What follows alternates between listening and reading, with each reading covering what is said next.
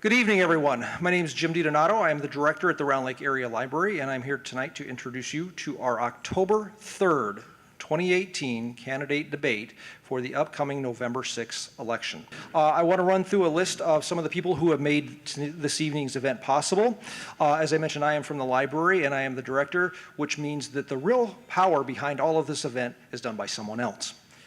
Our person is Cheryl Clark. Cheryl is our point person for the library and has spent hours and hours working on getting our candidates together. She's also worked with the League of Women Voters, Jeannie Kirby and Judy Armstrong, and also Laura Massessa from the Round Lake Area High School. So they're going to have a moment to speak, but before we let them do that, let's give them a round of applause for all the work they have done.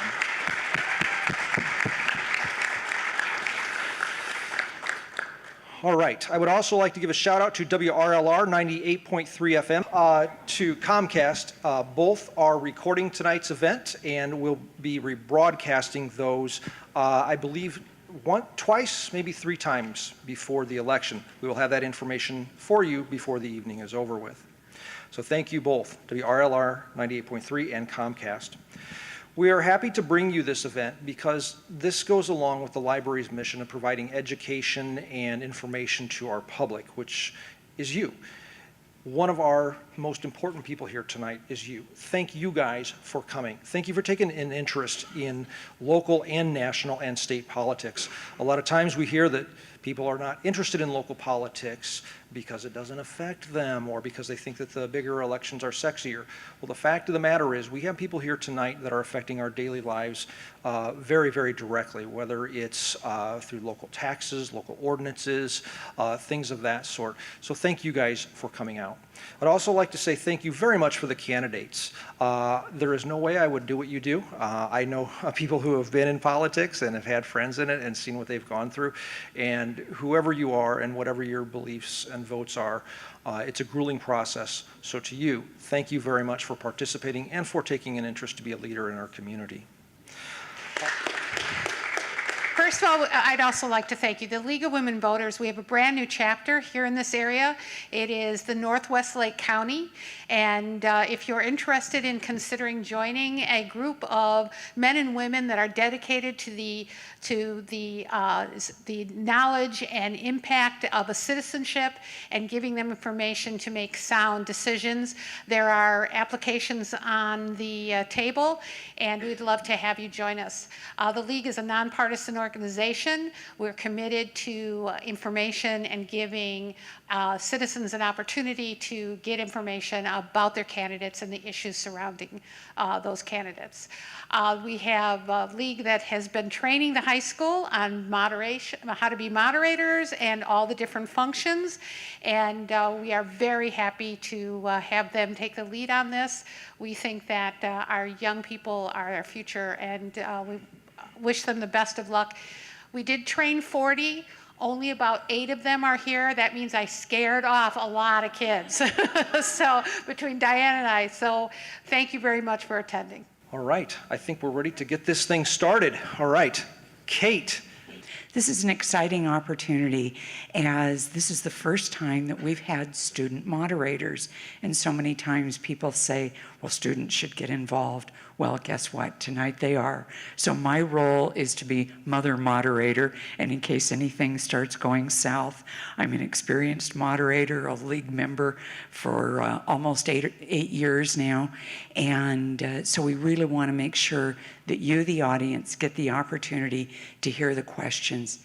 And a little clarification, the league does not censor questions. If you think that there's probably 75 or 80 people in here tonight, we can have the potential of 70 or 80 questions. So what the league does is group them together by topic. Evening, ladies and gentlemen. To ensure that we have a respectful and orderly discussion, we will enforce the following rules. Candidates and audience members are expected to be respectful and avoid argumentative tones. Everyone deserves to hear what the candidates say. Please submit your questions via index cards and hold comments and applause to the end of the debate. Debate sponsors reserve the right to review, select, and reward questions submitted by the audience for clarity, appropriateness, time, and to avoid duplication. Speaking order will be determined in a random manner before each debate begins, and candidates will alternate their order as directed by the moderator. Speaking times will be timed, and candidates will be signaled with a yellow card when they have 30 seconds remaining and a red card when their time is up. Each candidate will be allowed 90 seconds to make an opening statement. Responses to questions are limited to 60 seconds, and closing statements are 60 seconds as well. Upon agreement from the candidates, the moderator may shorten or lengthen response times. All candidates have the opportunity to answer any question posed. Please construct your questions with this in mind. But if a question is directed to a specific candidate, all candidates will have their 60 seconds to respond to it. Candidates will restrict themselves to answering questions posed by the moderator. Exchanges between candidates will be ruled out of order. Good evening, candidates. Each candidate will have 90 seconds to make their opening statement. We will begin with Mr. Gallagher. You have 90 seconds. Thank you so much to the League of Women Voters and the Round Lake Public Library and Village of Round Lake for allowing us to be here. And thank you again to the high school students who trained so much for today. My name is Ed Gallagher, and I am a candidate for Lake County Board District 3. I'm running for Lake County Board because it's a quality of life issue for me. I believe that it's important for Lake County to be moving forward to ensure that our families can grow and live here. I love Lake County. My wife and I are hoping to raise our family here. And with the crushing property tax burden currently, impacting us all, it's time that we, at the county board level, actually start to work on finding ways to create more efficient government, focus on cutting waste, cutting fraud, and ensure that we're being good stewards of Lake County's property taxes. And thank you. My name is Dick Barr. I'm also running in Lake County District 3. It represents Lindenhurst, Lake Villa, Round Lake Beach, and Round Lake Heights. I want to thank the League of Women Voters for putting this together, and also congratulations to our EP government students who are participating here. It's always amazing to see that our students in our area are getting involved, and those students deserve a community to be able to come back to after they graduate college, where they can afford to buy a house and they can get good paying, decent jobs. I own a real estate brokerage here in the district, and I get 3 to 4 calls a week from clients that say, Dick, I need to sell my house because I can't afford the property taxes. And unfortunately, 70 to 75% of those calls come from seniors. So I'm running in Lake County Board to fight the runaway property tax system. And I also want to address what's happening in our community. There's a division that's happening amongst us that's unprecedented in my lifetime. Neighbors hating neighbors. We are not getting along the way we should be getting along. One of the things that I've done over the past 10 years is work to build community cohesion with my neighbors and bring our large community of 800 homes together in a group where we get to know each other better, we socialize more, and we communicate better. And it's working, and I want to bring that same philosophy to Lake County while attacking the budget and working with our state legislators and representatives to make changes to our school funding so we can reduce the property tax burden, the school funding burden on property taxpayers. Thank you very much.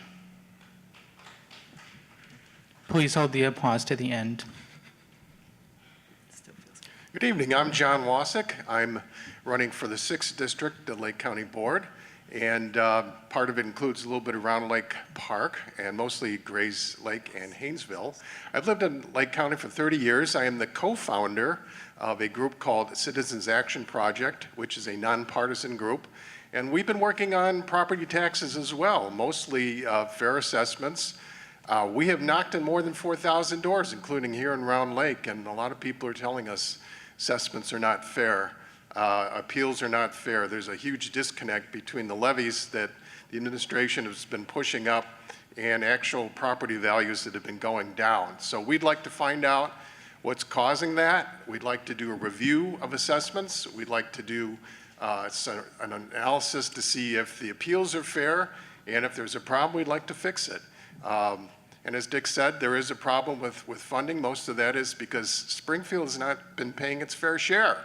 We'd like to lobby to really remedy that situation and move forward and create a community and also look at environmental problems. I've been reading the strategic master plans of the county and the environmental plan for the county, and it doesn't really address climate change. We got to get some solar panels out there, we got to do some renewable energy, and we got to address what impact climate change is having on Lake County. And then there's been some flooding here, and it's going to get worse.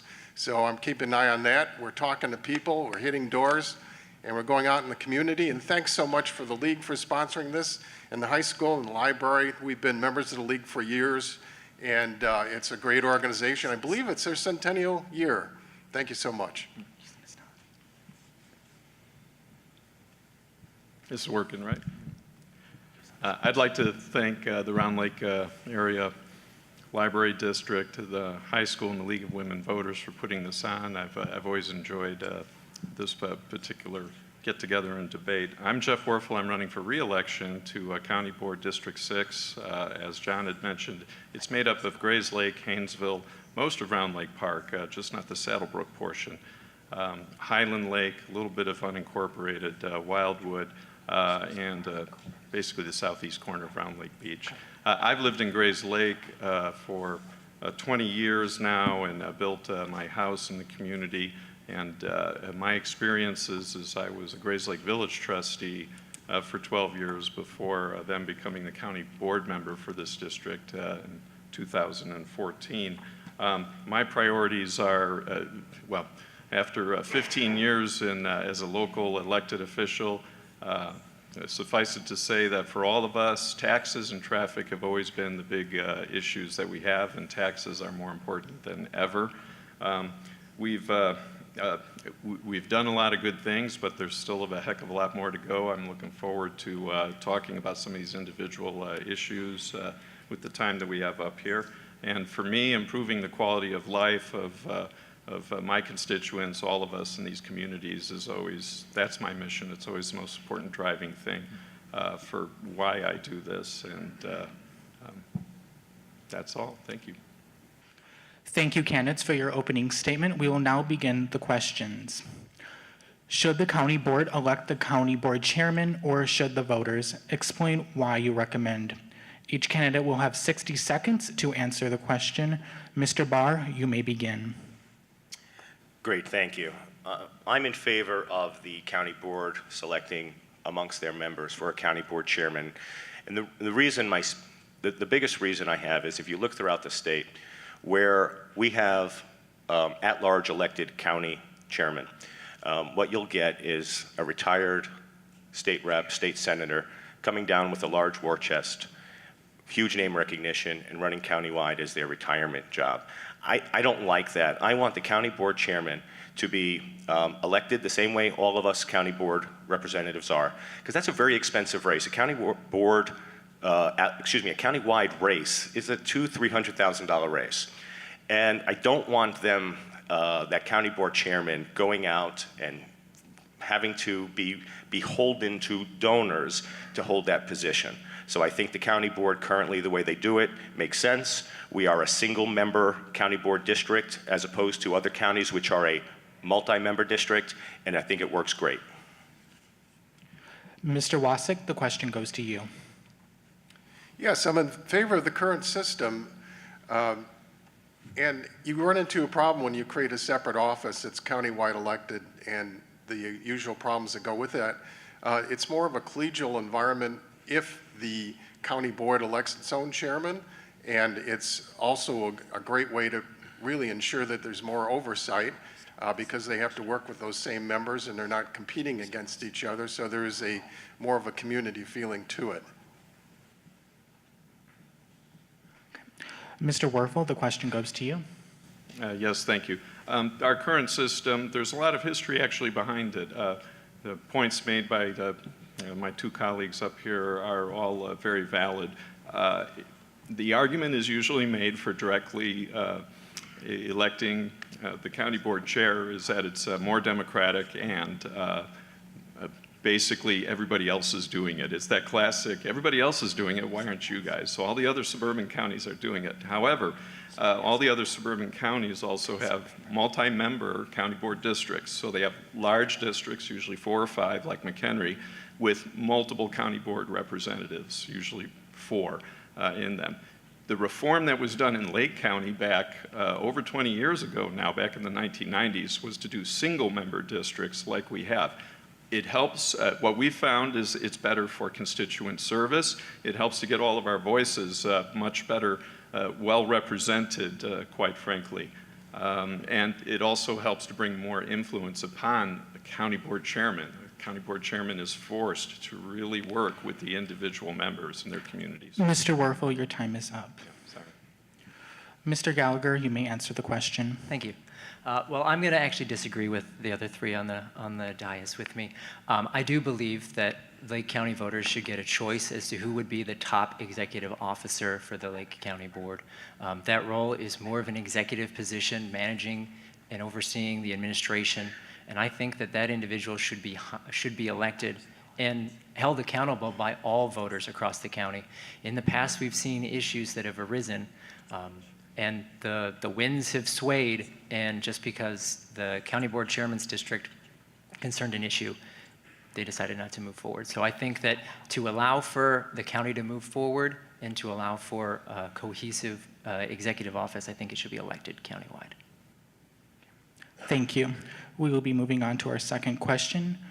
Do you support or oppose the Route 53 road work plan? Please explain why. Each candidate has 60 seconds to explain. Mr. Werfel, we'll begin with you. Yes, thank you.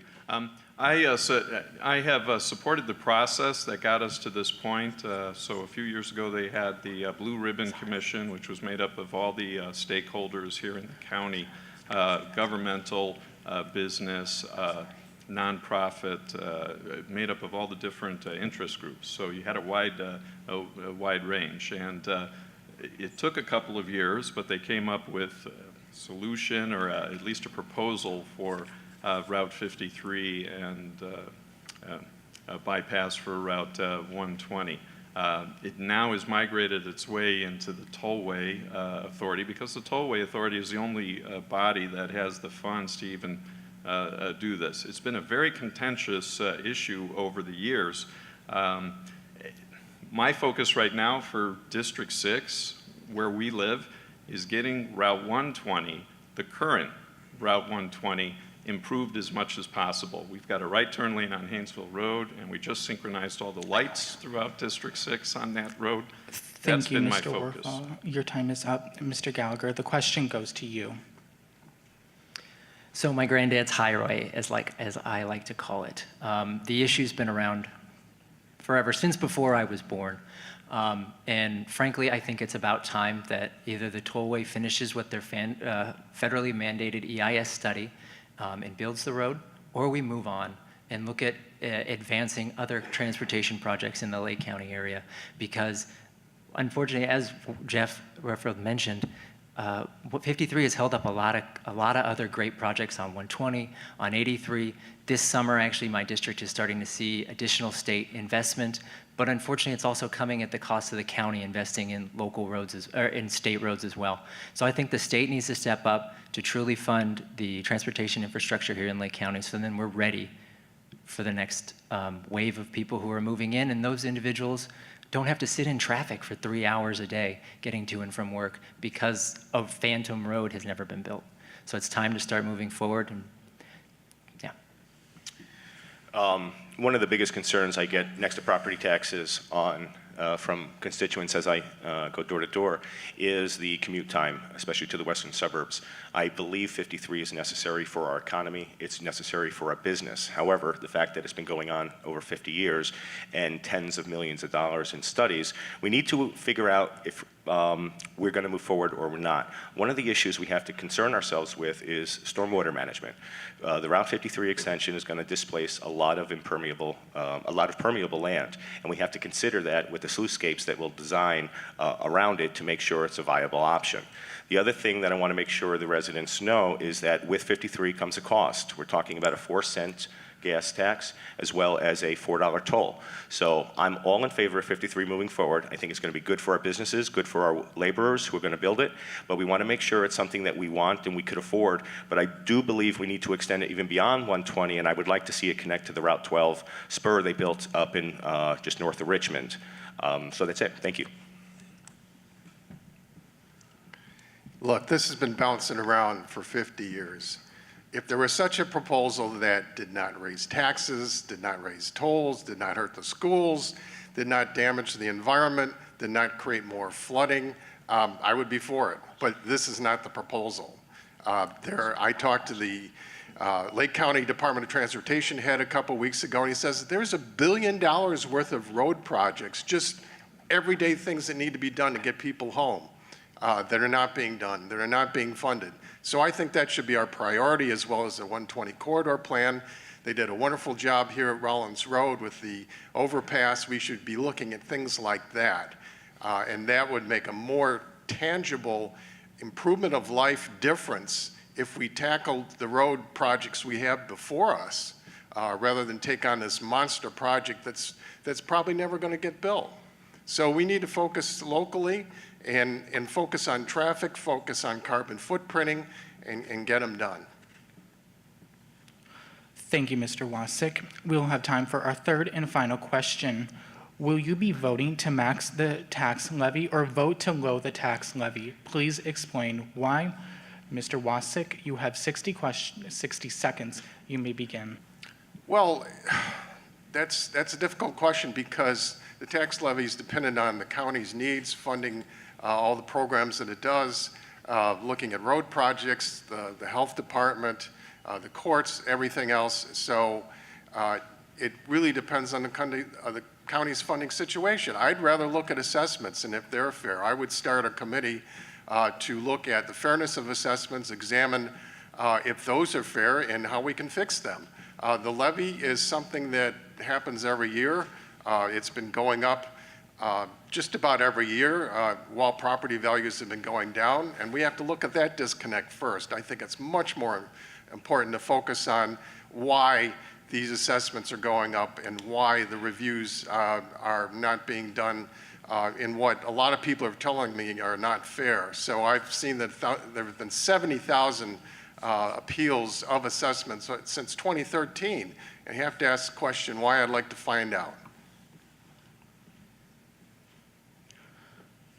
Mr. Werfel, you may answer the question. My intention is not to raise the levy that the county charges. My record at this, the plan for the budget for next year for the county is no increase in the tax levy. That we actually have a record of keeping our budget basically plateaued or even decreased over the years, both during my term on the board and even beforehand. We've reduced costs quite a bit, leveraged technology, done a lot of innovative things, and we continue to do that. It's ingrained into the system. I fully support that. That all said, we've also looked at the assessment process. We've been in that process. I can give you more details on that. Certainly can't do it in 30 seconds. It's complicated, as we all know. But I would say that also, as a county board member, you're also a forest preserve commissioner. And as a forest preserve commissioner, we have dropped taxes for that taxing district by 20% over the years. We're just making do with less. Mr. Gallagher, the question goes to you.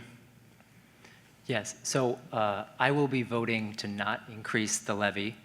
That's my commitment to my constituents and to the County of Lake. I think that we need to be smart about it and focus on getting rid of cutting wasteful spending, focusing on no-bid contracts, $18.9 million worth of no-bid contracts, and finding ways to be more efficient, to be more lean. There are a lot of issues out there, but when it comes to property taxes, it's a quality of life issue. And the County of Lake needs to do more. We need to step up, look to the future, look to encourage those that are moving back into this area to know that our county government is being a good steward of our tax dollars and not wasting it on food and fun or on county-paid credit cards. I think it's time that we put in ethics reforms, as well as spending reforms to ensure that we can handle freezing and slowly reducing the property levy. Thank you. Hold the audience to the end, please. Mr. Bart. Yeah, thank you. That's an easy one for me. I'm a business owner. I don't have the luxury of spending more money beyond my means than my income will allow. But government seems to operate as if you are an ever-supplying sponge of water through our faucet because you could always pay more property taxes. I'm offended by that, and that's probably the #1 reason that I'm running. I will not vote for any increase in levies. As a business owner, I know there's not one department in my business that I can probably cut 2 to 5%, if not more, if I evaluate it. If we look at the county budget, the first thing that I did when I decided to run over 14 months ago was I downloaded the county budget, and that was not a fun read, I promise you. And I went through every department, every budget to see, and I couldn't find simple answers. We have a lack of transparency that we have to fix.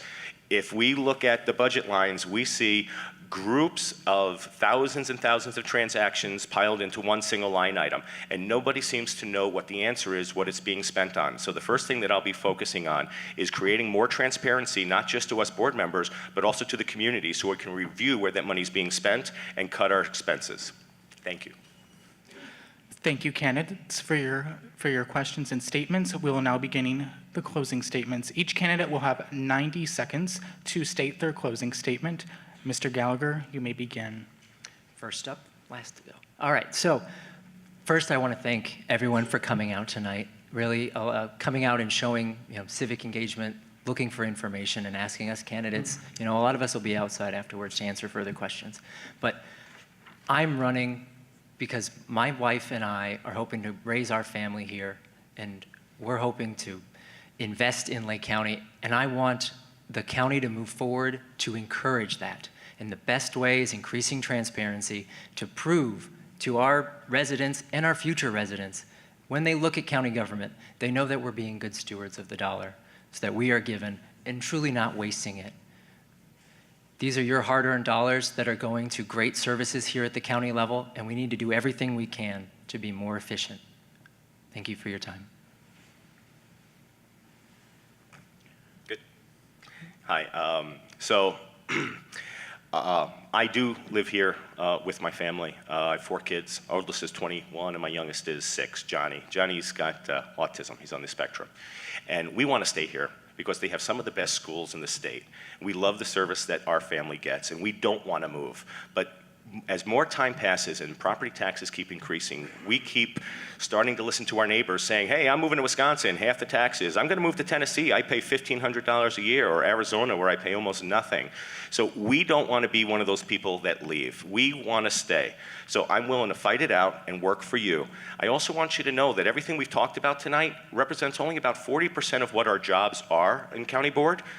60% of our jobs is constituent services. Where you have issues, you call us. We get it taken care of. We are the mayors of the unincorporated areas, as well as the legislators and budgetary stewards. So I want to be that person that you can feel comfortable calling any time of day. That's how I run my business. You call, if I'm taking calls, I'm going to answer it. You have a problem, we're going to find out how to solve the problem. You have an issue with the health department, we'll find out who you need to talk to. You have an issue with zoning, you're not getting anywhere, you call Dick Barr, he's going to find out what you need to do, how you're going to do it, and then get it done for you. I have a track record of getting things done, and I'll be happy to talk in the crowd. And I will talk much slower out there, I promise. I just only have 30 seconds left, or less than 10 seconds left. And thank you very much for coming out. I really appreciate it, and I'm open to conversations anytime.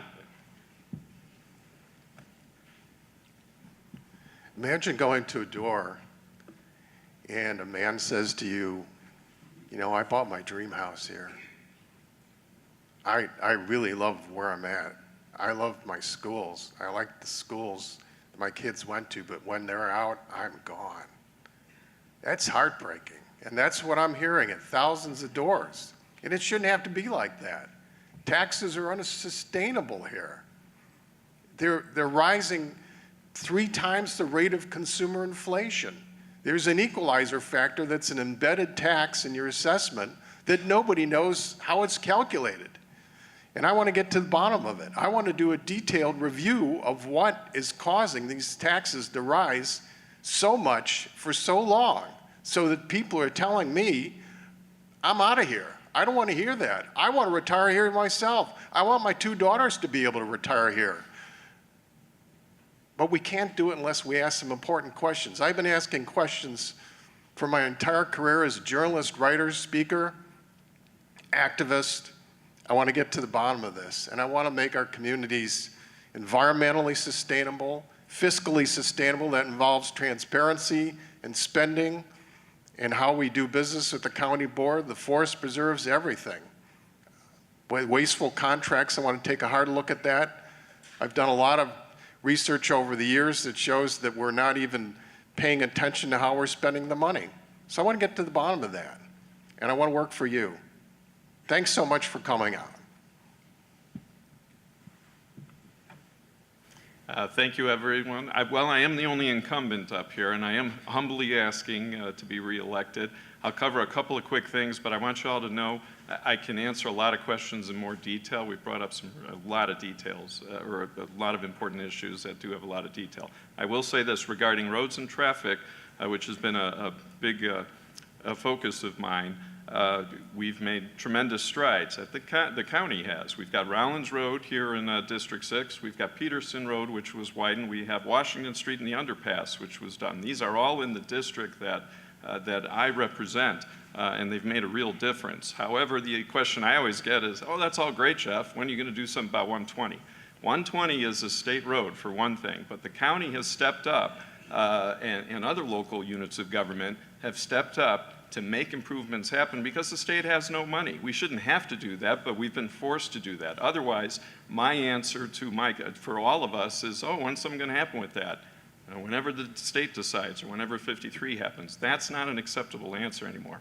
Regarding taxes, my personal mission at this point is the county accounts for less than 5% of our tax bill here in District 6, and it's been decreasing steadily over the year. We've made good progress from that respect. But the bottom line is none of us are going to experience like $1,000 or $2,000 decreases in our property taxes until there's fundamental state-level reform on how local government is funded. I encourage you to ask those questions Thank you, of Mr. other Wolfman. office Your time is holders up. going forward. Thank you. Thank you, candidates, and thank you, audience, for the respect. We will be taking a 5-minute break. For Lake County Clerk, Ms. O'Connor, may you please go first?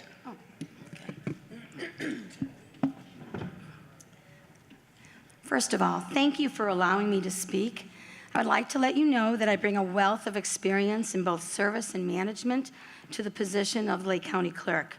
I was elected for 3 terms as a Libertyville Township trustee, which is 12 years, and one of my biggest accomplishments as a trustee was to support and improve open space properties with new trails and significant developments. I graduated from University of Illinois, and I have both my master's and specialist degree in administration. Plus, I am a doctoral candidate for a leadership degree. I have proudly served Lake County as a teacher and an administrator for over 25 years. My positions range from teacher, specialist, administrator, to curriculum designer. My degree has allowed me to pursue high-level administrative positions, such as being a superintendent. I also am a very accomplished speaker and presenter in my field. I have taught all ages, including college age and adults. I am an instructor at Northwestern University, and am taking a pause right now during this time. And I just wanted to say very quickly, my commitments for this position are, I will represent the Lake County Clerk's position with dignity and respect. I will be fiscally responsible and transparent. I will support and provide the newest technology of election cybersecurity. I will actively pursue streamlining Lake County services with efficiency. And I also feel that I will empower others. Thank you, Ms. O'Connor. to Your step time is forward. up. Thank you. Ms. Wyckoff? Good evening, and thank you everyone for coming. We really appreciate this opportunity, and we are grateful to the League, to the Round Lake Library, and also the high school for this opportunity to meet directly with voters and also to express our views to you. And I don't think we're responsible for that, Raman. I am seeking re-election. I have just served the last 4 years as the Lake County Clerk. Prior to that, I was an Assistant State's Attorney in the Lake County State's Attorney's Office for almost 20 years. My education background is I have an MBA from Northwestern. I have a law degree from Loyola University. As part of my tenure in the State's Attorney's Office, I served for a few years as a criminal prosecutor, but the last 14 years I was in the Civil Division, and we represent all the elected officials of Lake County and the Lake County Board. My chief assignment was to serve as the attorney for the Lake County Clerk's office. So when my predecessor retired 4 years ago, it occurred to me that based on my background, my extensive knowledge of the law, which dictates everything that the county clerk is responsible for. Based on that background, I was in a unique situation to make a substantive contribution to serving as Lake County Clerk. These last 4 years have been challenging, but we have met those challenges. It's been productive. We've accomplished some things. Thank you, Ms. Wyckoff. Your time is up. Thank you. We will now go on to the first question directed at you, Ms. Wyckoff. How can the county clerk's office get inactive voters out to vote? That is one of the biggest challenges in Lake County. Over the last 20 years, the Illinois legislature has made registration and voting much more accessible to all voters in the state, specifically Lake County. So we have a very high registration rate. We are at 442,000 registered voters in Lake County. The problem is turnout. Presidential elections, we typically have about a 70% turnout. Consolidated elections are somewhere between 11 to 15%. I don't have authority necessarily or specific responsibilities. I have tried to do everything I can in meeting with organizations, working with groups around the county to increase turnout and convince voters that it is your local elections that really dictate how your property taxes are spent, and unless you vote and participate, you will not have a say in what government you have. Ms. O'Connor? Being in the education field, I have witnessed how students, how young people are viewing how we work as a government. I'm very excited because I do know that currently juniors and seniors at high school may partake and be election judges. But I feel like this is a start. Now, as a teacher, I want to tell you that I've been in the classroom and I have seen how technology is so advanced. So I believe that there are areas within technology that we can use to increase knowledge and spark this process of getting turnout and having people become more aware of their responsibilities as citizens of Lake County. Thank you. Directed at you, Ms. O'Connor. How do you plan on keeping our private voter registration information private? Within the system of voting and with registration, they are two separate systems, and these systems do not cross information. So the purpose of the Lake County Clerk is to be continually proactive with updates and be futuristic when she is looking at cybersecurity and technology. Ms. Wyckoff? The question is a little bit unclear to me. If we're talking about cybersecurity, there is no question that hacking into the elections infrastructure has become an industry in this country. We take that reality very seriously in the Lake County Clerk's office. We're working very closely with the Lake County IT department, which is very sophisticated. We are working through the Illinois Association of County Clerks, with the FBI, with Homeland Security, with the Illinois State Police, the statewide Terrorism Intelligence Center, to share information on threats and prepare and have protocols in place to protect security. Our optical scan system is considered the least vulnerable tabulating system in the country. We have had it since the year 2001. So we feel that we are in good position, but we are constantly vigilant and always looking for to defend, detect, and also have recovery and backup plans in place. Thank you.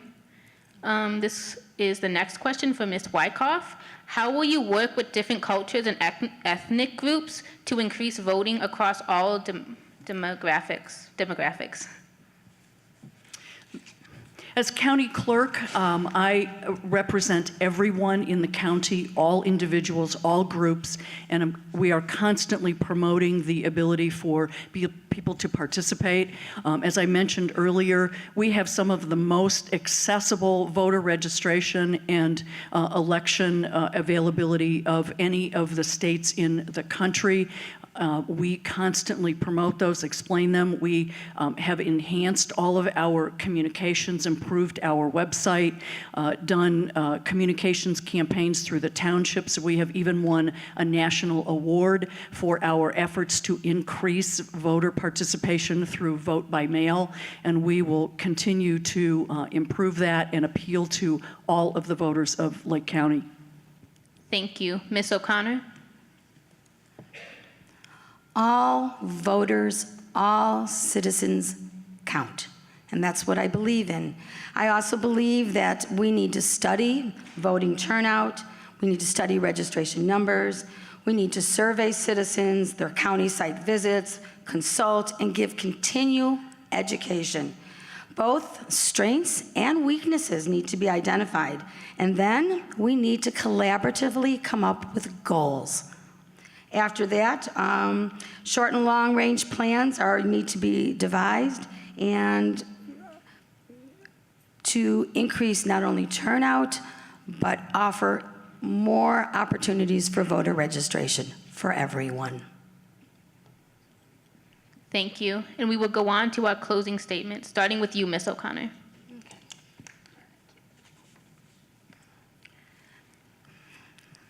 First of all, I want to thank you for this opportunity to speak. As a public servant for over 30 years, I welcome another opportunity to serve the citizens of Lake County as your Lake County Clerk.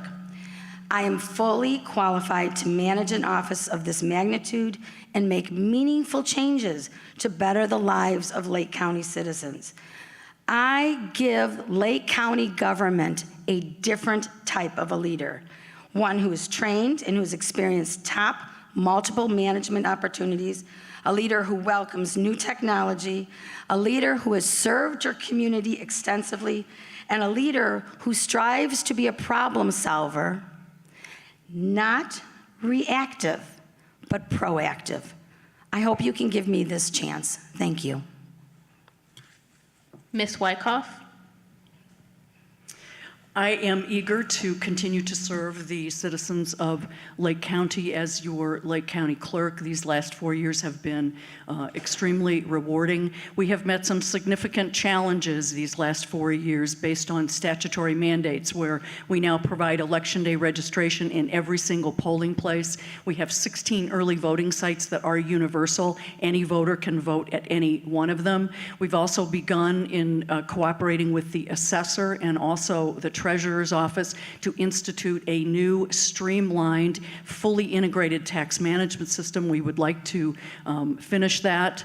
We we oversee all of the vital records of Lake County: birth, death, marriage, statements of economic interest from public officials. We guard those, we make sure that they are accurate, and we are vigilant about not releasing them to anyone who is not entitled to them. We also are the official record keepers for the Lake County Board and all of their official actions. I am eager to continue to serve. I'm sorry, Ms. Whitecoff, your time is up. Thank you. We will now take a short 5-minute break.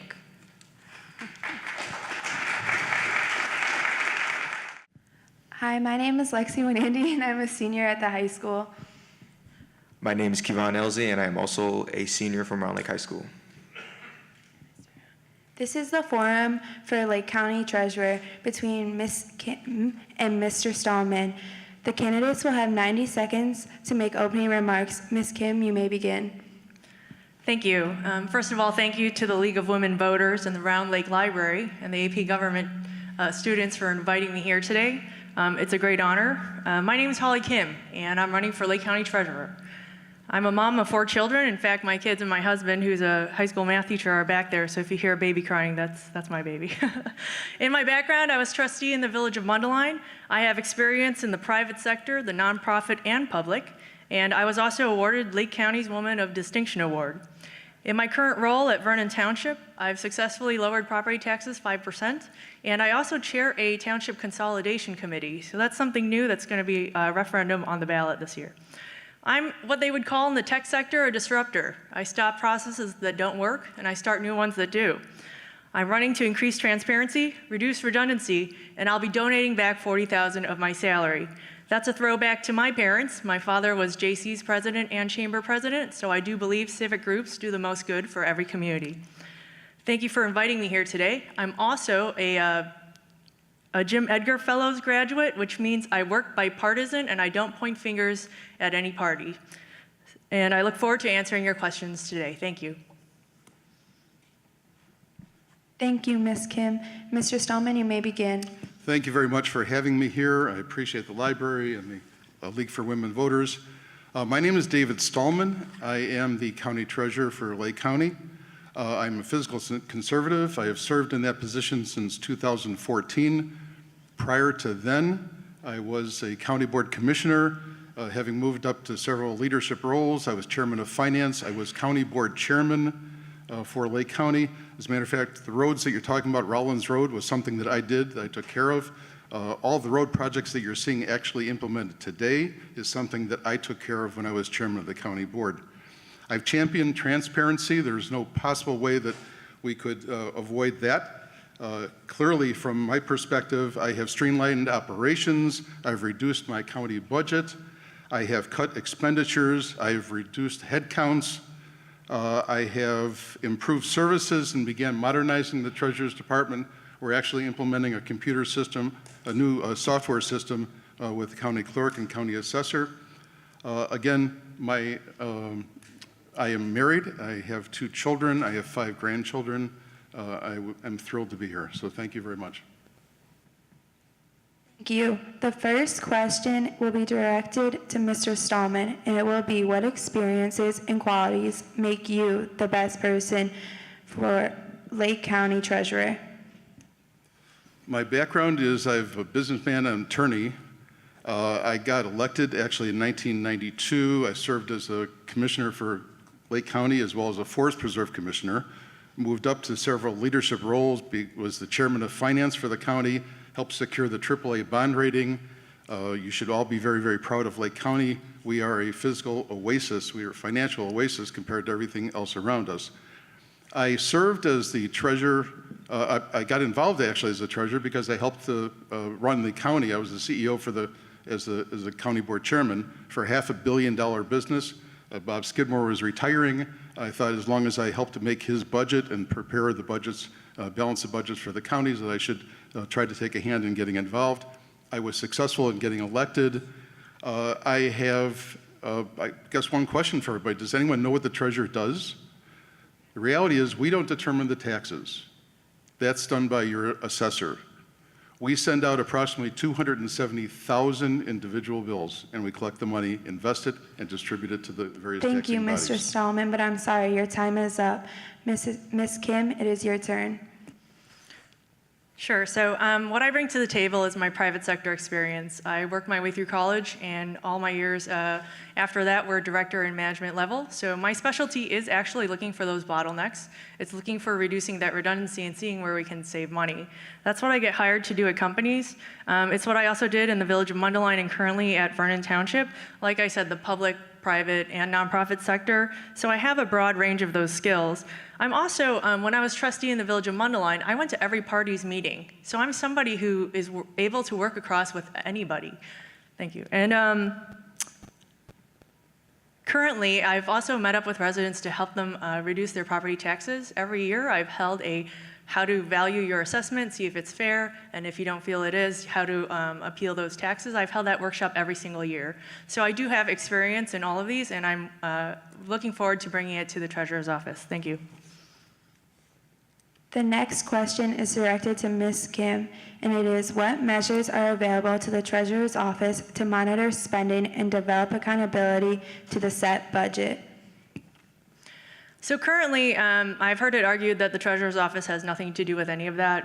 One of the things that I'd love to implement is open government, which they're currently doing at the state of Illinois and rolling out, which puts all contracts online, including what we hear about in the news lately, the purchase cards. So having those bills available online so everyone knows exactly what it's being spent on without having to file a FOIA would be great for transparency, and I think it would be tech forward and the right direction for Lake County.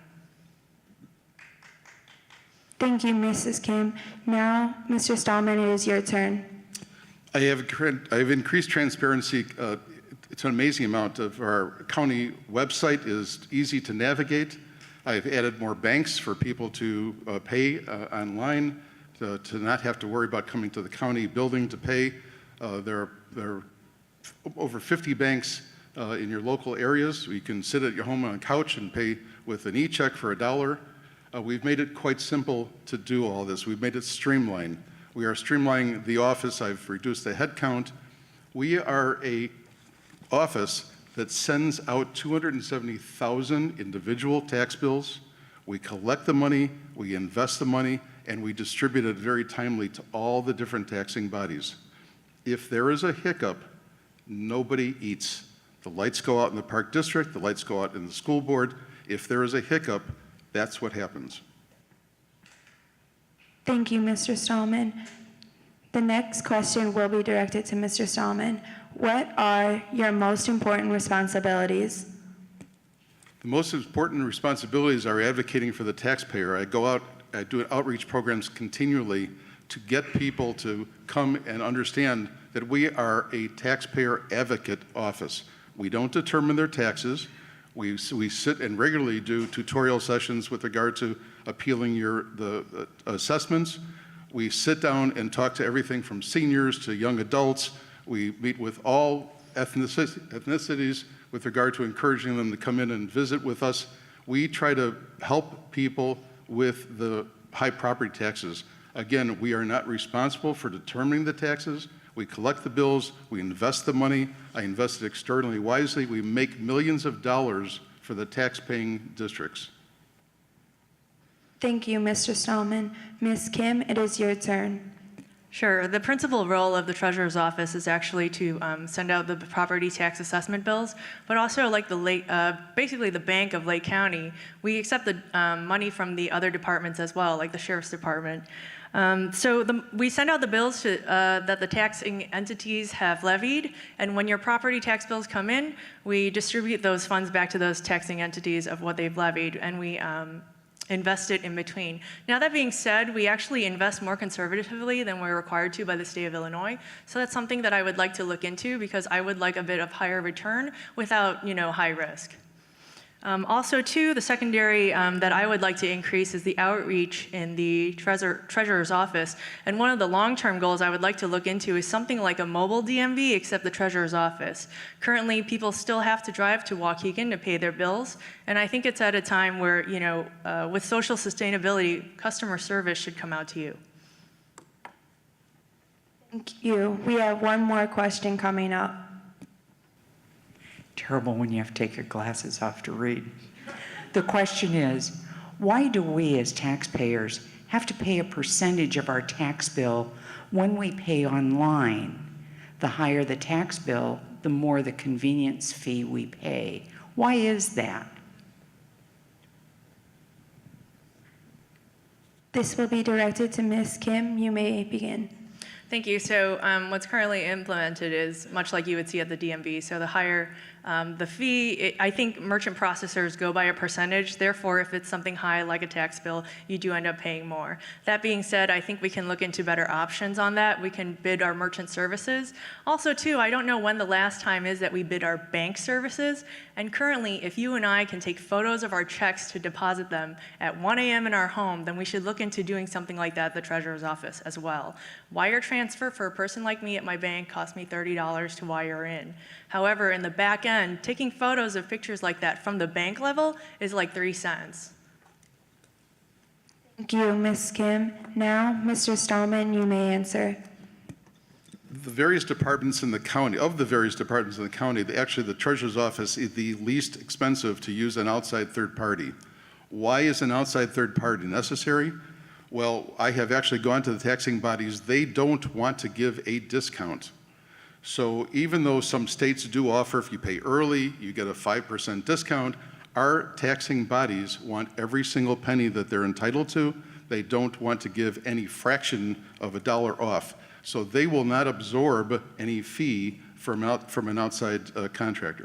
I'd like to make things very, very clear. You don't have to drive to Waukegan to pay your taxes. We have made it so convenient, not only with regard to neighborhood banks, but we have a automatic withdrawal that costs $0. We provide for electronic checks that cost $1. You can go into any bank in your neighborhood. You don't have to be a customer. There is no fee, and it is free to use the services. Thank you, candidates, for answering the questions, and we will now move into the closing remarks. Each candidate will have 60 seconds for their remarks. Mr. Stallman, you may begin. Thank you very much for having me. As a proven fiscal conservative and transparency champion, I'm fighting every day to help lower your property taxes. Recognizing the high burden of property taxes placed on our hardworking families, I'm working to equip and support you for the fight to lower those property taxes.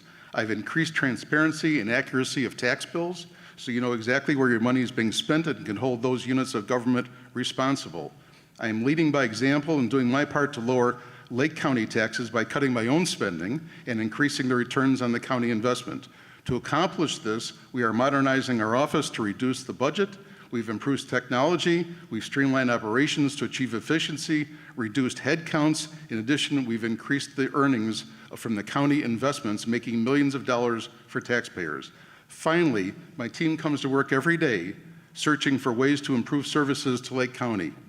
We've made it easier to make tax payments, we've made our website more user-friendly, we help taxpayers prepay so that those expenses that they would have owed in 2018, we collected Thank you, at Mr. prepayments in Stallman, 2017. but I'm sorry your time is up. Thank you very Ms. much. Kim, you may now begin. Thank you. So in conclusion, I think it's a great time for someone like me to step in. As you know, in the news, after the chairman had checked himself for help, we've opened the books and the house is on fire. I'm actually surprised it hadn't come up sooner than this. There's a lot of misspending that needs to be looked at, and I plan to be that fiscal watchdog. I want to improve transparency, participate in open government. I think we need to broadcast the Finance Committee meetings again, which they stopped doing half a year ago. We also need to start this form that discloses whether the vendors are your relatives. I'm expanding services and I'm giving back to your community. In private sector, we can't say it's not in my job. In fact, my last private sector job was in continuous quality improvement at an accreditation agency. So listen, if you want someone who's gonna roll up their sleeves and work just as hard as you do for your paycheck, my name's Holly Kim. I'm running for Lake County Treasurer, and I'd appreciate your vote November 6th. Thank you, God bless. Thank you to both candidates. We will now take a short 5-minute break. Thank you to the audience for returning. This is the forum for Lake County Sheriff between Mr. Eidelberg and Mr. Curran. The candidates will have 90 seconds to make opening remarks. Mr. Eidelberg, you may begin. Thank you. I want to thank the League of Women Voters and the Round Lake Public Area Library. My name is John Eidelberg, and I'm running for Sheriff of Lake County. Let me tell you a little about myself. I served in the United States Marine Corps, received an honorable discharge. After serving in the Marine Corps, I started my law enforcement career with the Sheriff's Department. I have spent over 40 years in law enforcement dedicated to the protection or service of others. I am currently the president of the Illinois Police Association for the state of Illinois. I'm on the Police and Fire Commission in my community. I'm a commissioner for the Lake County Housing Authority. And for the past 5 years, I was employed with the Lake County Forest Reserve as a Ranger of Police. And I'm also a retired federal agent from the Treasury Department, over 32 years of government service. And I've been trained by the best law enforcement agency in America. And I want to be your next sheriff for Lake County, John Eidelberg. Thank you. Thank you, Mr. Eidelberg. Now, Mr. Curran, it is your turn. Good evening, and I want to thank the League of Women Voters also for having this forum. My name is Mark Curran. I'm the Lake County Sheriff. I've been your sheriff since 2006. Married to Irene. She's an attorney. Married 23 years, 3 boys. I am an attorney and practiced law prior to being sheriff as a county, state, and federal prosecutor. I tried cases throughout the state of Illinois and all the different courts there are. Was elected sheriff in 2006, and since being sheriff, I have a very good record, a record I'm very proud of. We've been under budget every single year, giving back money to the county every single year. Crime is down in Lake County, and it's continued to stay down. We have professionalized the office. It's a far different office than the office that I inherited 12 years ago. 12 former chiefs of police have decided to come work for me at some point in time or another. The last 3 chiefs of Round Lake Beach have come to work for me, including deputy chief from Round Lake Beach came to work for me. We have raised the bar, and it's people, great people that we've brought into the office, and that's how we've made this one of the foremost sheriff offices in the country. And it's not just me that would tell you that, folks. We are accredited on all 3 levels: American Correctional Association, National Commission on Correctional Health Care, and CALEA, the Commission on Accreditation of Law Enforcement Agencies. Only less than 1% of all sheriff's offices in the country have that accreditation. We've been able to achieve it, and I thank you for the opportunity to serve, and I'd ask to continue to serve as your sheriff. Thank you, Mr. Curran. The first question is directed to Mr. Curran, and it is, what do you see are the strengths and weaknesses in the Sheriff's Department? With regards to the strengths of the Sheriff's Office, it's people. I'm a student of the Good to Great model, and essentially you can have the best practices, policies, training, supervision. You can discipline people appropriately, but if you don't hire the right people, there's nothing that's going to go right after that. It's all about people. And we have recruited and been able to get the finest people in law enforcement anywhere. Recently, I hired a young woman who's an attorney that worked for Libertyville, and she wanted to come work for me. She wanted to come work for Lake County. Not that long ago, I hired a fellow who was a captain in the Army and engineer. We continue to raise the bar with the best people. It's about people. The problem is recruiting young people today to want to go into law enforcement because there's so many obstacles, there's so many critics out there, and so many people that want to throw rocks at the police and not recognize the wonderful job that they do in protecting. What are the strengths? We keep people safe. Lake County is one of the safest communities out there, and that's because of the fine men and women that serve us. Thank you, Mr. Curran. Now, Mr. Eidelberg, you may answer.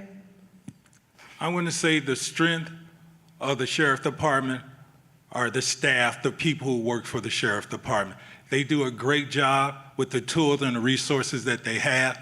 The weakness within the Sheriff Department is the leadership, poor leadership, that we've had these issues that's going on right now. We've had the death in the jail. We have 7 deaths. We just had one on the 19th of September. It's because of poor leadership. We need to make a change. And then also, under this current administration, we've had discrimination lawsuits that have cost us as taxpayers millions of dollars.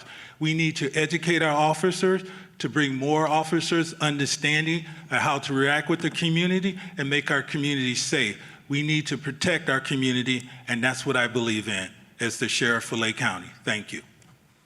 Thank you, Mr. Eidelberg. The next question is directed to Mr. Eidelberg, and it is, what steps would you take to ensure the safety of our public schools without infringing on student rights? That's a great question. I believe in public safety, and I believe in checking schools. I'm a big component of making sure our children are safe in school and that they have a healthy environment when they go to school. Under our current administration, prior to Parkland shooting, there were no school checks done. Then the day after the Parkland shooting, there were 14 school checks. That's unacceptable for me. I think we need to do a school check at least twice a day at all the schools within the county that we're responsible for. We have 38 schools, and 2 of them have resource officers, and we need to do the checks because our children are our future, and we need to protect our community and make sure that they're safe and we have a healthy environment for our kids at school. Thank you, everyone. Thank you, Mr. Eidelberg. Now, Mr. Kern, you may answer. Thank you. Watching the other debates, I saw that people ran on their strengths. Mr. Eidelberg lacks a resume to run on, and essentially, so it's all going to be attack. And he did the same thing at the Daily Herald where he claimed that there were no school checks. He claims all these things that are not correct, and that's why 32 mayors in Lake County have endorsed me. None of them endorsed him. He doesn't have the skill set to do this job. But as far as school set checks, we've had 351 in 2018. We had 672 in 2017. We had 785 in 2016. We furnished those numbers to the Daily Herald, and they agreed with that. As far as extra school patrols, 4,561 in 16, 4,384 in 17, 2,905 in 18. He references jail deaths. Yeah, we had somebody die of a stomach virus. Nothing we could do about it. We're not the doctors also. We had somebody die of a heart attack. We had a woman that went on a hunger strike, went to Thank you, Mr. Kern, but I'm sorry, your time is up. The next question is directed to Mr. Kern, and it is, what are you doing to complete the opioid crisis? Thank you for asking. I was recognized all the way back in 2011 when I was the coroner of Lake County on the floor of Congress for leading on the opioid. I was one of the first in the state to recognize the crisis. We were one of the first in the state as well to train our officers in naloxone and Narcan. We're out there making a difference. We were the pioneers working on the task force with setting up a way out where people don't go to jail and instead get help for the demons of battling the opioids. We, in terms of the jail, we have a model jail, and our programming is second to none, and that's why we've been recognized throughout the country on 700 Club, on Moody, on all kinds of programs, because we lead on that. We are all about rehabilitation. We are all about everything that is available and doing everything that we can. We have the prescription drug drop-off. We're in the schools. We're constantly talking on these issues, and we're also enforcing. That's why I created the first ever Lake County Gang Crime Task Force. Thank you, Mr. Kern. Now, Mr. Eidelberg, you may answer. We need to educate our young students, educate our community about the pitfalls of drugs and how it affects our community. We need to educate them. We need to have forums where we talk to our students about drugs, and that's what I believe in. We need to have education, which is the most important thing with our students, to understand the pitfalls of drugs. And in reference to the individual who made comments about my background and experience, I have been trained by the best law enforcement agency in this community, in the United States. I have served as a veteran. I'm honorable discharge, and I've dedicated my career in law enforcement. This is not a past for me. This is what I believe in. And I'm dedicated to making our community safe, and I know what it takes to make our country safe because I've been a federal agent, been trained by the best, and I'm a Marine. And I will do everything I can to make our community safe and stop making excuses. I would be responsible for my department. And that's what I believe in. That's what a leadership should do. Thank you, Mr. Eidelberg. The last question will be directed to Mr. Eidelberg, and it is, what steps would you take to reduce violence in our neighborhoods? To reduce that, I think it's awareness within the community, talking to people. I also believe that the law enforcement agency needs to be working in community with our community. We need to engage our community. We need to talk to them. They need to understand that the only way we can solve crime is working together as a community, as a family. We need the support of our community to resolve our issues and our crimes, and that's what I believe in, because we need to have a better working relationship with our community, and that's what I would do. Thank you, everyone. Thank you, Mr. Eidelberg. Now, Mr. Curran, you may answer. Reducing violence is something I believe in, and that's why I can proudly say that crime is down in Lake County. Y'all know where the Lake-Cook border is, and you know what goes on in Chicago and Cook County as a whole. It's not good. And so Lake County, we've been able to keep it safe, and we've done it through a number of things. One is we work well with our federal partners. We have a task force. I created the first ever Lake County task force. FBI contributes to it, ATF contributes to it, ICE contributes to it, Illinois State Police, and many of the agencies around here contribute to it. We're up in Zion right now, the Lake County Sheriff's Office helping them. That's why 32 mayors, once again, have endorsed me and recognize what we do. It's about personnel. We were on Live PD. We're now on Women in the Law. And the country gets to watch the outstanding job that the Lake County Sheriff's Office does. It's about professionalism. The accreditation that we've received is not me telling you that we're great and we're prepared at fighting crime and keeping Lake County safe. It's the independent bodies that have come in and have said that. Thank you, Mr. Curran. We have 2 more questions. The next question will be directed to Mr. Curran, and it is, what place do you think de-escalation training plays on total law enforcement training in Lake County? Right, so the historical model years ago was that police officers were aggressive and down on the ground, take control of the situation, what have you. Our office has been trained in crisis intervention training. We have approximately a third of the office trained right now.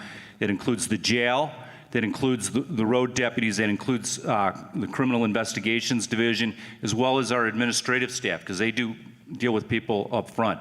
And that's exactly what it is you're looking at de-escalating this situation. You're recognizing the fact that many people suffer mental illness in today's culture, and that you need to recognize that, and you need to be able to talk them through. And the old macho, get it down on the ground, that stuff's gone. And that's what we teach, and that's the way we exercise, and that's why we're a leader. Thank you, Mr. Curran. Now, Mr. Eidelberg, you may answer. Law enforcement have changed, but we also need to realize that as police officers, we ask for the responsibility for the job. And with that responsibility, we have to treat everybody humanely with respect.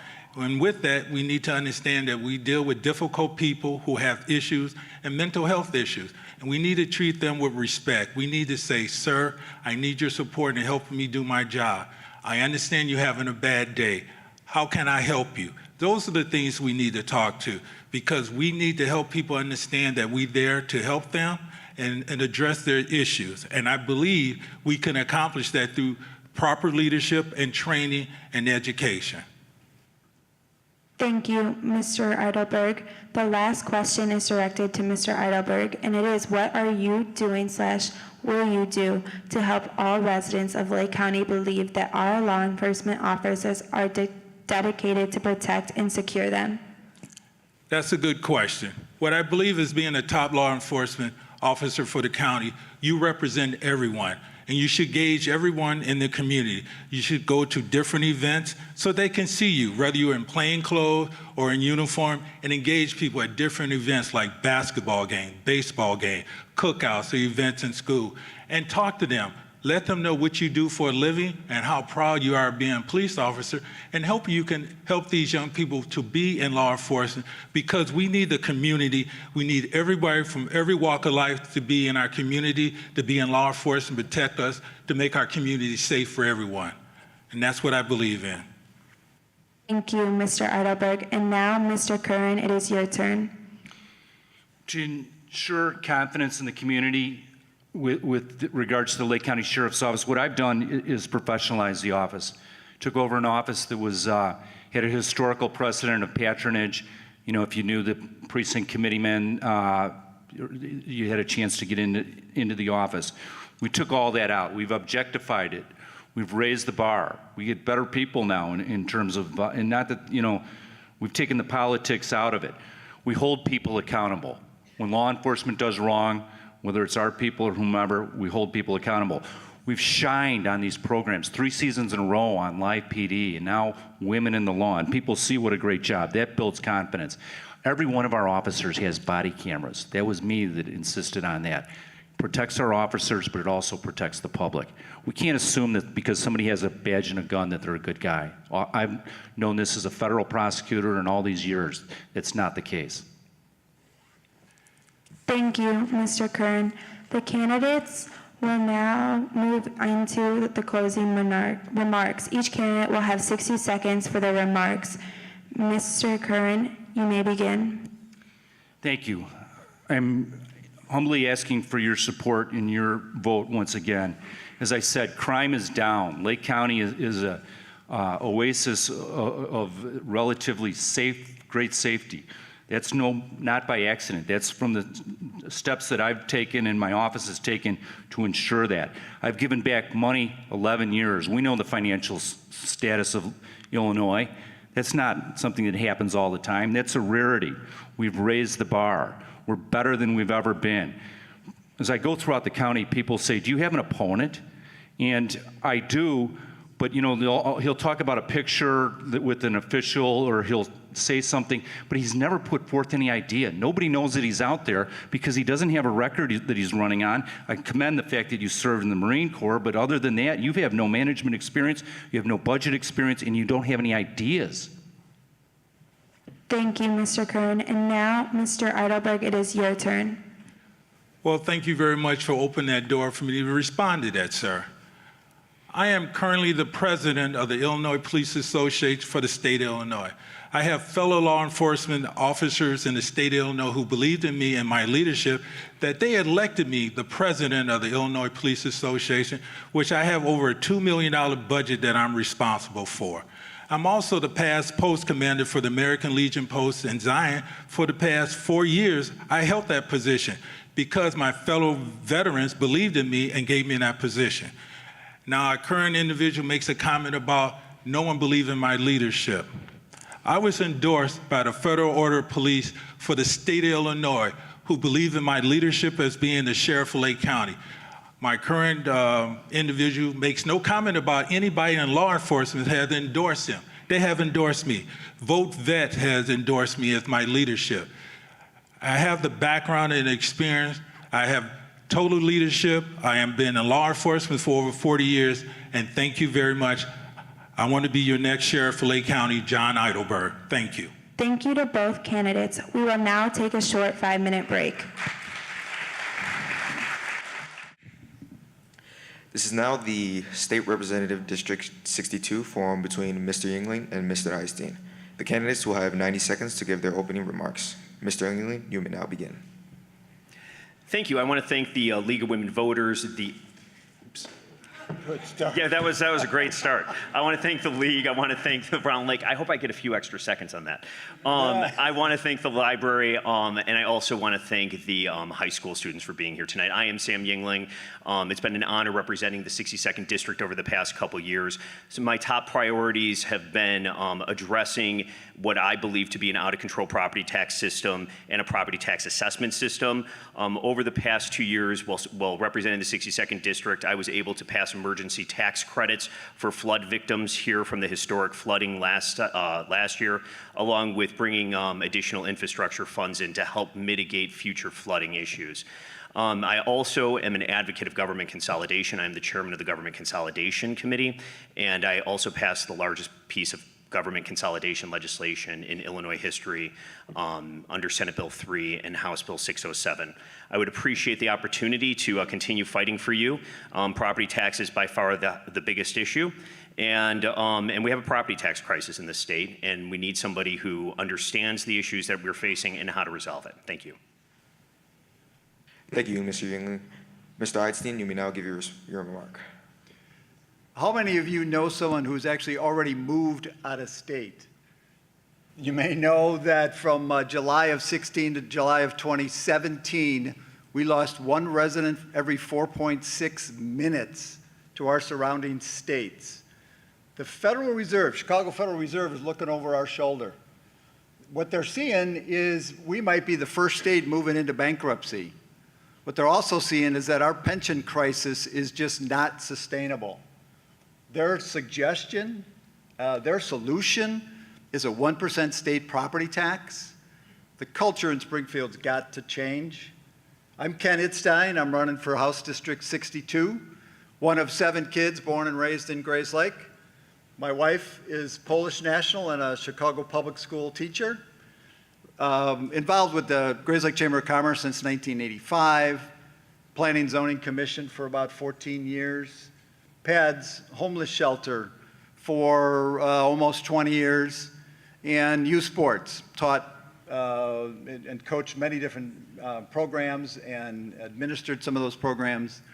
I know that I can work across the aisle with friends like our Senator Bush to do things like consolidate duplicative units of government, control out of control spending, and to find new solutions to fund schools to lessen the burden of our property taxes. Thank you. Thank you, Mr. Eidstein. We will now move on to the questions. Each candidate will be given 60 seconds to answer. The first question will be directed toward Mr. Eidstein. You may now begin. Oh, my apologies. Where do you stand on the graduated income tax and why? Yeah, thank you. And that's Ken Itzstein. I'm used to it 15 different ways, so not a problem there. The graduated, the state has not been a good steward of our funds. Look at our crisis, look at our budgets, look at our problems. One of the biggest problems and the holes in that suggestion is the categories, the levels, the brackets. We really have not seen that.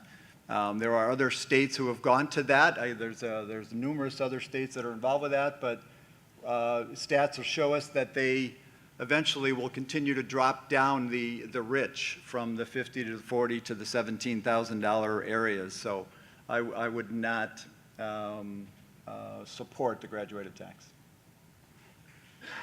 Thank you, Mr. Eidstein. Mr. Yingling, you may now respond. As I said in our opening here, is that the biggest crisis facing the state of Illinois is the property tax crisis. And the reason we have a property tax crisis in the state of Illinois is because the Illinois tax structure is so archaic. And it was never modified to deal with the globalization of the world's economy.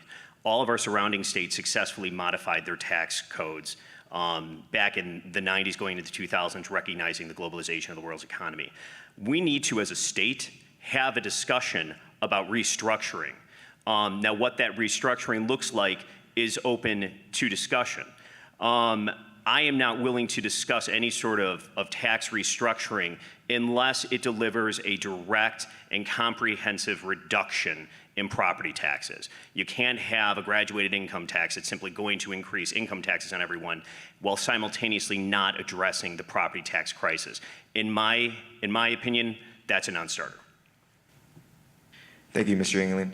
The next question will be directed toward Mr. Yingling. It is easy to say I will work to lower property tax. What suggestions do you have to reduce taxes without compromising services?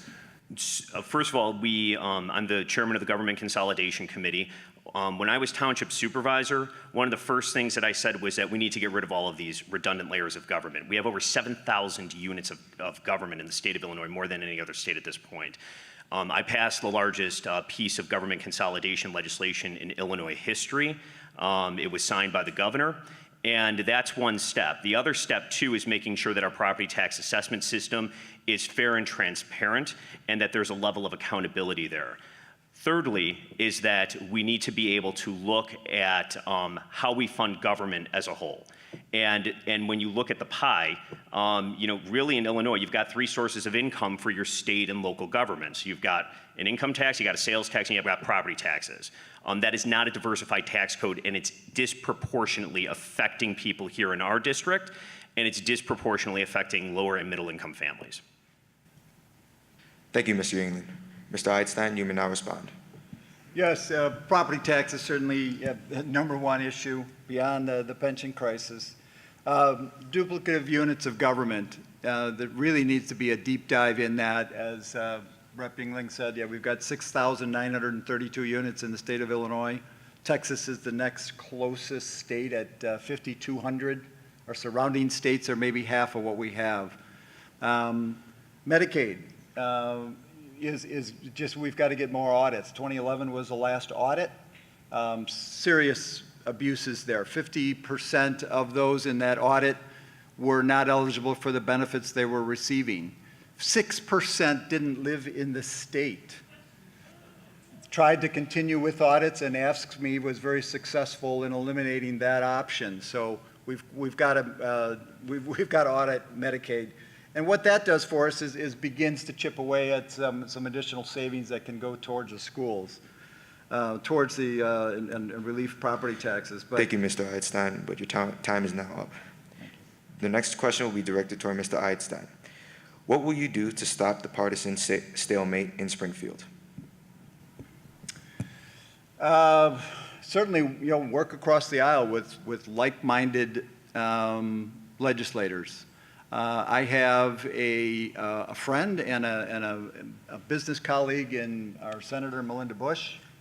I know that her and I can start a concept, work across the aisle with like-minded legislators to get some things done and not stand up on one side or the other. But that's a great friendship. Her and I grew up together, and that's where we will start and be nonpartisan. Thank you, Mr. Eidstein. Mr. Yingling, you may now respond.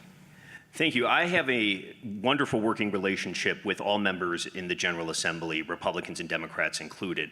And to the point about partisanship is that you have to be able to work with everyone across the aisle. All of the major pieces of legislation that I have passed has been done with bipartisan support, and not just a token 1 or 2 Republican votes. It's been done with a vast bipartisan support.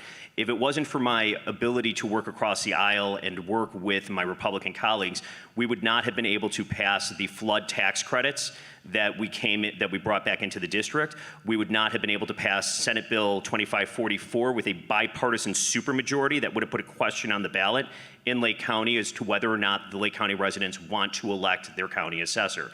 Those would not have been able to have been achieved. And neither would the largest piece of government consolidation legislation in the history of the state, SB 3 and HB 607, that I was the chief sponsor of, those would not have been able to pass either without my ability to work in a vast bipartisan way. Thank you, Mr. Yingling. The next question will be directed toward Mr. Yingling. Do you believe the current income tax structure is adequate? If not, what would you propose? Well, as I brought up earlier, is that we as a state need to have a conversation and start to discuss restructuring. And what does that restructuring look like? We need to start having a conversation about that. Because one thing that I know for sure is what we have right now in the state of Illinois is not working. And I think 99% of the people in this room would agree. What we have right now is not working. So we need to take a look and do an evaluation of where we're at with structural reform to the tax code and determine what is fair and equitable in terms of funding our responsibilities and funding our critical services. Thank you, Mr. Yingling. Mr. Eidstein, you may now respond. Yeah, certainly there's a ton of things in the state that are not working, from the pension crisis. The income tax is something that needs to be looked at, but fair and equal numbers need to be brought to the table. Property tax relief, if we're going to move school funding off of property taxes, there's going to be a lot of things that need to be brought to the table. And structures from the income tax, the property tax, and the sales tax all need to be brought in. Thank you. Thank you, Mr. Eidstein. The next question will be directed toward Mr. Eidstein. What do you see are the challenges for funding our public schools and their impact on property taxes? Well, funding of schools, certainly as I'm a proponent to move school funding off of property taxes. Duplicative, excessive unit school districts. We have 852 school districts in the state. Florida's got 74. Ohio, a little bit closer, has 600 school districts. We've got some upper levels of administration that need to be consolidated. My wife's a teacher. I'm certainly not a proponent of cutting schools, teachers, classrooms, but school districts need to be consolidated in the area. Those are challenges, and then again, as I said, the other solutions that need to be brought to the table to replace property taxes for school funding. Everybody has got to bring suggestions. I'd welcome any suggestions you may have, because anything that's been brought to the table so far is not working. Thank you, Mr. Eidstein. Mr. Yingling, you may now respond. Yeah, I'm sorry, can you repeat the question? Yes. What do you see are the challenges for funding our public schools and their impact on property taxes? So when you look across the state, and when we're talking about property tax, using property tax dollars to fund our schools, is across the state, it's about $15 billion with a B, $15 billion that is generated across the state off of property taxes to fund K through 12 education. $15 billion is an enormous amount of money to replace. So when you're talking about replacing $15 billion, now just think about it for a second. Think if you have a property tax bill and roughly, let's say 70% of your property tax bill goes to the local schools. Now think about it from this standpoint. All right, all of a sudden now you see a reduction in your property tax bills by 70% because school funding's been moved off of it. Now the question becomes, where does that additional $15 billion come from? And that is part of the restructuring conversation that this state and everyone who lives in it need to start having. Because right now, our antiquated property tax system is driving people out of their homes and out of the state. The next question will be directed toward Mr. Yingling. Will the current tax rates adequately fund the pension ramp in the coming years? If not, what is your suggestion? So over the past couple of years, there's been a variety of different developments with the pension funds. Obviously, we have a huge unfunded liability right now with the pensions. The Illinois Supreme Court unanimously made it clear that the state has to fulfill the obligations of Tier 1 pensions. Now, in the meantime, you've got Tier 2 that's in place, which is, it's a leveled out system. It's linked directly to Social Security.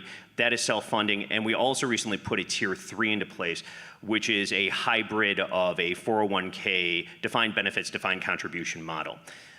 We have to look at re-amortizing the funds, but also, too, in this most recent budget that was passed by the General Assembly, we provided funds to actually buy out people in Tier 1 pensions at a lower rate. So right now, I want to see how those buyout programs go, because that might be a solution moving forward, is to offer a buyout for people right now in Tier 1. Thank you, Mr. Yingling. Mr. Eidstein, you may now respond.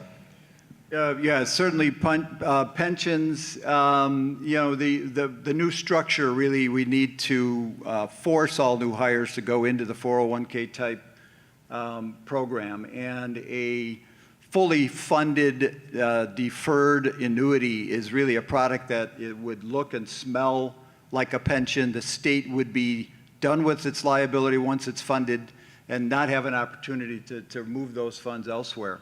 We also need to look at capping pensionable income, that what income level is too high to be eligible for pensions. And we also need to, so current retirees, pending retirees, my wife included, the rank and file would love to feel some security in their pensions going forward for possibly sitting down and discussing the 3% COLA, which is a guaranteed raise every year. The rank and file is out there scared. Thank you, Mr. Eidstein. We have one more question coming up. The next question will be directed toward Mr. Eidstein. Do you have any experience working with out-of-state senator to improve our community? Correct. Hey, could you repeat that, please? My apologies. Do you have any experience working with our state senator to improve our community? Our state senator would be Melinda Bush.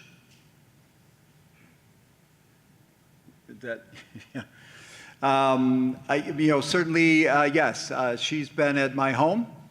We have discussed property taxes. We've had coffees. We've had neighborhood groups together to discuss issues, try to bring up some suggestions for solutions. So yes, I have had experience with her. Thank you, Mr. Eidstein. Mr. Engling, you may now respond. Yes, Senator Bush and I have a great working relationship. We co-sponsor each other's bills all the time. She works hard in the Senate, I work hard in the House, and we get stuff done. I do have Senator Bush's endorsement. She's fully behind me for election.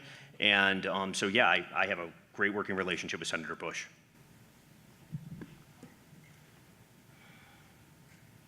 Thank you, Mr. Engling. The next question will be directed toward Mr. Engling. Where do you stand on legalizing recreational marijuana? Where, on the legalization of marijuana? Was that the question? Correct, recreational marijuana. So this is part of the, when we're talking about restructuring, this is also a component of the restructuring that we have to have as a community. My concern with the legalization of marijuana would be I want to see what sort of regulatory controls are there, and I also want to see what exactly is being proposed for legalization. Are you going to have a model that essentially creates a free-for-all, or are you going to have a model where there's actually where you have heavy regulations in place to make sure that the disbursement of any legalized marijuana is actually being done and facilitated in a proper way? Thank you, Mr. Engling. Mr. Eidstein, you may now respond. I would not support the legalization of marijuana for recreational use. To me, the drive behind that is just another tax. So let's not reform our spending. Let's legalize marijuana for a tax. Where does that end? Are we going to legalize prostitution? The opioid crisis that the sheriff spoke about is a real issue. I have continued to go to many of the monthly meetings with the Opioid Initiative out of Lake County, which is a spearhead group that is making a ton of progress in the opioid crisis, which is very serious locally and nationally. It is still reported to be a gateway drug to things like opioid crisis. I would not support recreational marijuana. Thank you, Mr. Eidstein. The next question will be directed toward Mr. Eidstein. You've both discussed tax structure conversations and ideas. Do either of you have any tangible plans? A tangible plan for me would be to work with like-minded colleagues and other legislators to move school funding off of property taxes. That's the only real relief we're going to get. When we've got retirees meeting me at the door and crying because he's got five kids in the county and 12 grandchildren in the county, he's freaking out because he's retiring in 18 months.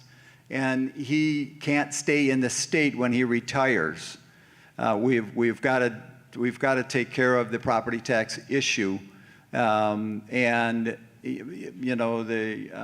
everybody has got to get together and bring new ideas and find new solutions to fund schools. Thank you, Mr. Eidstein. Mr. Engling, you may now respond.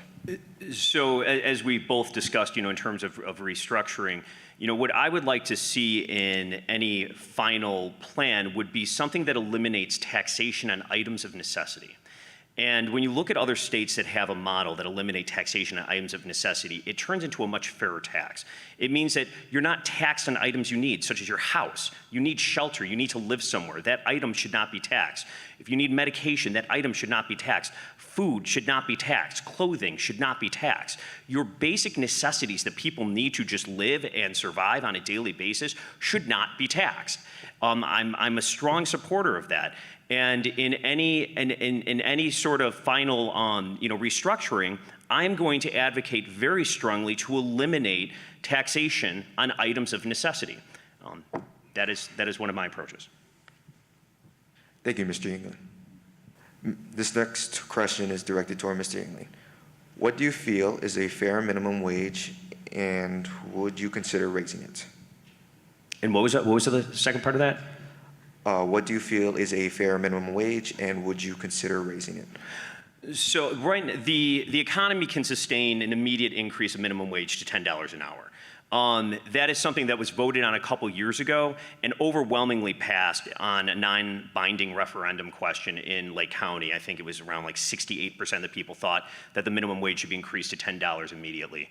That's something that the economy can sustain, and that's something that I believe should happen immediately. Right now, we're seeing the private sector actually getting to that point on their own.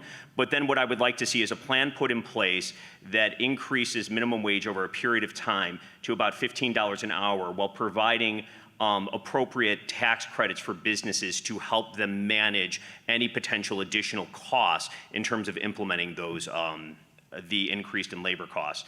But ultimately, I think that minimum wage in the future should be fixed to inflation, to CPI. Thank you, Mr. Yingling. Mr. Einstein, you may now respond. You know, certainly that's something that I need some more research in, but my feelings and thoughts at this point are that the state of Illinois has way too many regulations on small business already. The businesses are fleeing the state because of property taxes, as we individuals also have problems, but they're leaving for property taxes and they're leaving for over-regulation and workman's comp cost.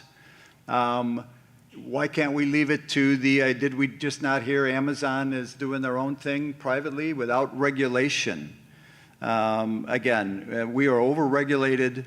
We need to leave that up to the businesses, to the industries, to the communities to find out what's a fair wage. Thank you, Mr. Einstein. The next question will be directed toward Mr. Einstein. What should a state rep do to best represent the people of District 62? You should be yourself, should be out there in the community, as I've demonstrated that I've been involved in the community since 1985, and to be out and be a reflection of the community. I think I've got a pretty good reputation of being your average guy that everybody likes. And you need to get out in the community and you need to share that and you need to listen. Mortgage banker for 33 years. I've got 88, almost 90% of my business is repeat customers, referrals from prior clients. I've demonstrated a trust and a like and an understanding. So you need to be yourself and you need to be out in the community. Thank you, Mr. Einstein. Mr. Yingling, you may now respond. What I have found is the most effective way to represent a district is to get out and talk to the people in the district. Go door to door. I spend that within the the 2-year cycle. I go door to door. I'm looking at faces here in the audience. I know I've knocked on some of your doors before.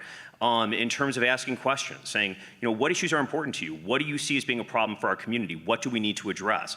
That's number one, is to be able to have an understanding of what the district needs and what the people of the district want. Secondly, you got to fight for it. No one's going to give us anything.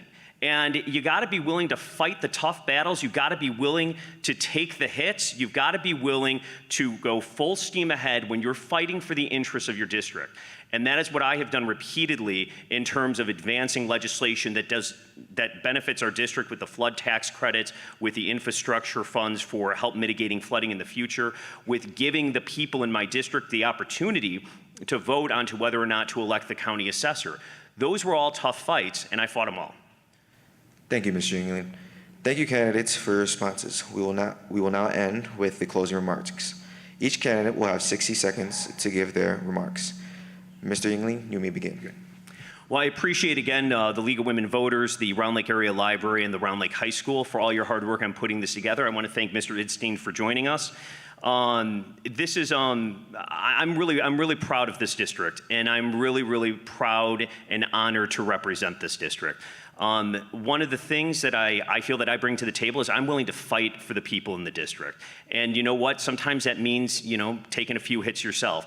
But we need somebody who's going to fight for our district and make sure that it's properly represented and make sure that this district has a place at the table in Springfield. Thank you.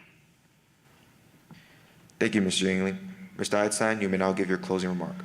Yes, thank you to everybody who's put this on, the radio, League of Women Voters, your students especially. I gave some of my bio. I've got 5 kids and 3 grandkids. I'm running because friends and family have moved out of the area. My 25-year-old son was probably the biggest kicker for me to decide to run, and stating that, hey, if things don't change in the state of Illinois, he's gonna move north. I talked about the gentleman in Wakanda who came out and was crying. If I look ahead, and if I had 6 years in the seat, I think I would be running on my record. If we look at the literature that my opponent has been putting out here, I'm struggling to find anything in there that talks about his record and what he's done and what his successes are. I had a resident who came out and said that they talked. Thank you. Thank you, Mr. Eidstein, and thank you, candidates. We will now take a short 5-minute break.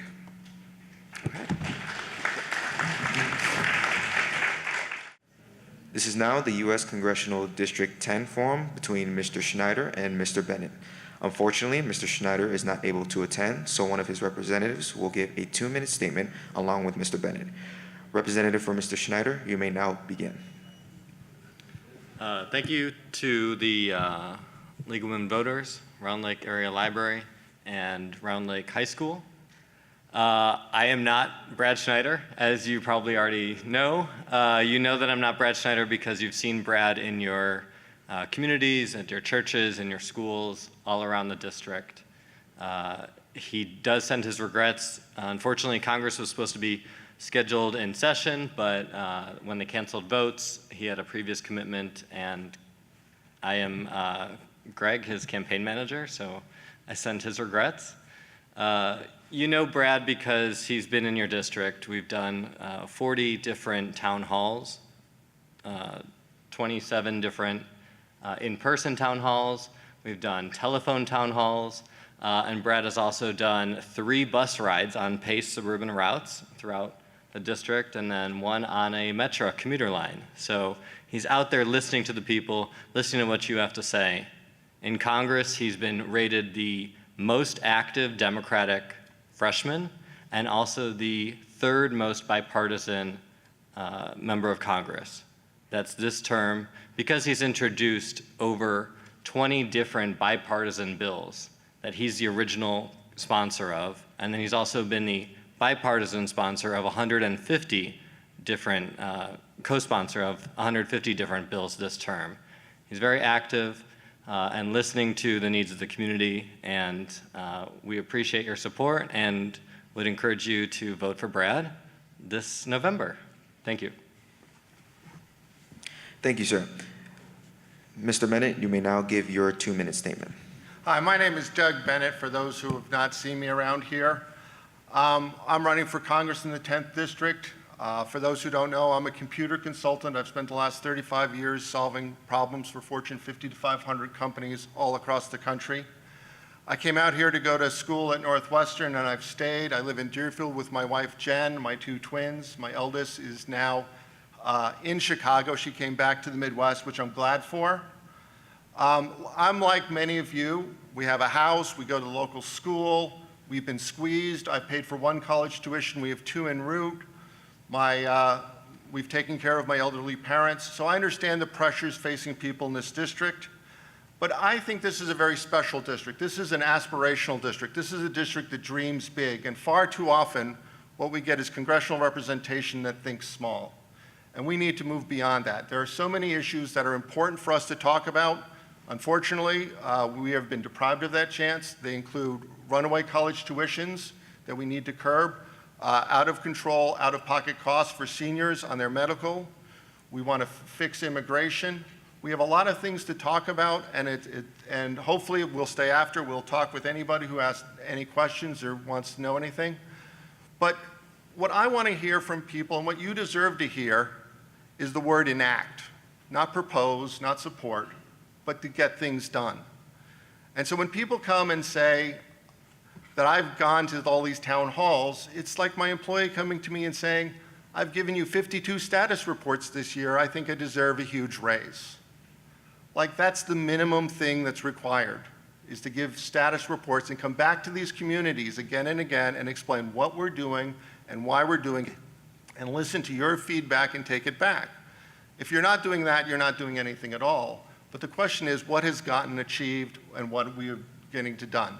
So I'm going to wrap up real fast. I think you guys deserve better, and I intend to provide better. Thank you, and please support me this November. Doug Bennett.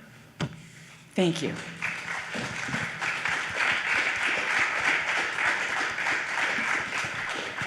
This concludes our forum. The candidates will be available out in the hall for any questions, any last-minute comments. I hope this evening sparked information, sparked ideas, and the most important is thank you to the voters. We have many opportunities for you to start voting early, vote by mail, at voting centers throughout the county. So the most important job you have now is to vote and get one friend to vote. Many elections are decided by so few votes that it does make a difference. So thank you and good night.